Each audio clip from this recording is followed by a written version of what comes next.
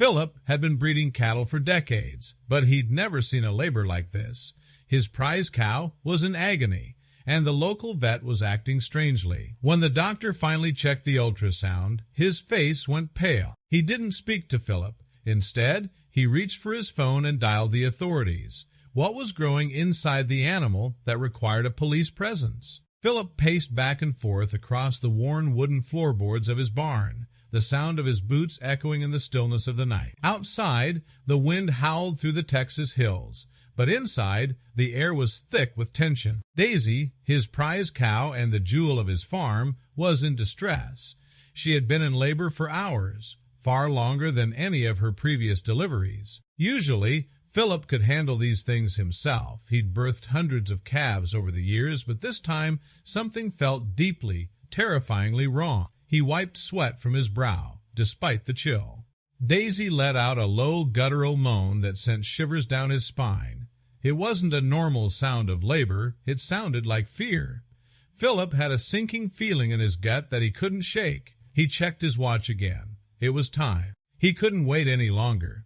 With trembling fingers, he pulled out his phone and dialed Dr. Andrews, the most experienced veterinarian in the county. The vet applied the gel and pressed the wand against the cow's swollen belly.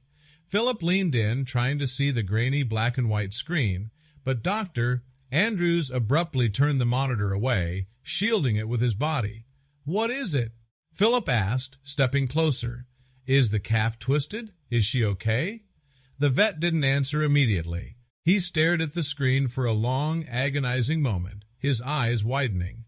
Then he did something that made Philip's blood run cold. He slowly lowered the wand, stood up, and backed away from the animal. He wasn't looking at Philip. He was looking at the barn door. "Philip, step back," Dr. Andrews said, his voice trembling slightly. "Do not touch her. Do not go near her." "What? Why?" "I need to make a call." Philip watched in confusion as the vet walked to the corner of the barn, phone to his ear. He spoke in hushed, urgent tones. Philip caught only a few words. Unprecedented, too big, and then chillingly, "Send the police." Within 20 minutes, sirens cut through the quiet country night. It wasn't just a patrol car. A van marked with the logo of a specialized veterinary university pulled up alongside the police cruiser. Men and women in scrubs jumped out, carrying heavy cases of equipment.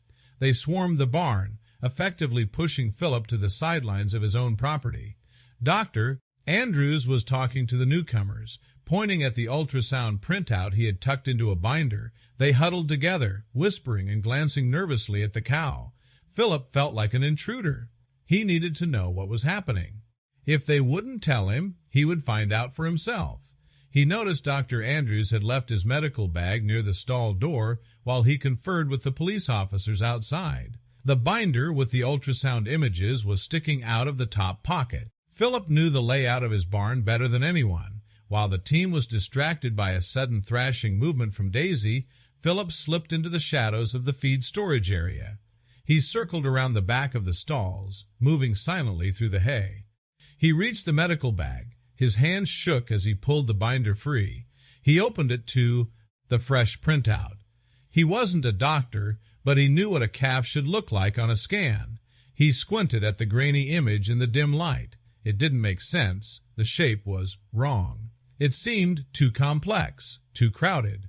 It didn't look like a single animal. It looked like a tangled mass of limbs. Suddenly, a scream pierced the air. It wasn't Daisy. It was a human scream. Philip slammed the binder shut and dropped it back into the bag. He rushed out from his hiding spot just as the chaos erupted in the main stall. One of the veterinary assistants was on the ground, clutching his head. "Get back, doctor!" Andrews yelled, pulling Philip away. The assistant on the floor was groaning. Daisy had kicked out with a force Philip had never seen her possess. She was thrashing violently now, her maternal instincts warped by pain and fear. The police officers stepped forward, hands hovering near their belts, unsure how to handle a 1,000-pound animal in a frenzy. "She's in transition," one of the specialists shouted. "It's happening now." They dragged the injured assistant to safety. The mood in the barn shifted from mystery to emergency triage. There was no time to explain things to Philip anymore. The team surrounded Daisy, restraining her legs with ropes to prevent another injury. Dr. Andrews dove in, his arms deep inside the birth canal. "I feel hooves," he shouted. "But, God, it's tight. Push, girl, push," Daisy bellowed, a sound of pure exhaustion. Philip held his breath. Slowly, agonizingly, a pair of wet hooves emerged, then a nose, then a head. Philip let out a breath he didn't know he was holding. It was a calf, just a calf, small, wet, and shivering. The calf slid out onto the straw, blinking in the harsh work lights. It was alive. Philip smiled, relief washing over him. All that panic, the police, the secrecy, it must have been a mistake. Dr. Andrews had overreacted, but then he noticed that no one else was smiling. Daisy didn't turn to lick her calf. She didn't low softly to it. Instead, she let out another roar of pain, arching her back so violently the rope strained. "She's not done!" Dr. Andrews screamed. "Everyone, hold her down. There's another one." Philip froze. Another one? Twin calves were rare, but they weren't unheard of. Dr. Andrews collapsed back onto the straw, panting. "I've never seen twins with this size disparity," he whispered. The ultrasound showed a mass of limbs. I thought it was a mutation. I thought it was something fused. The monster on the ultrasound wasn't a monster at all. It was two calves,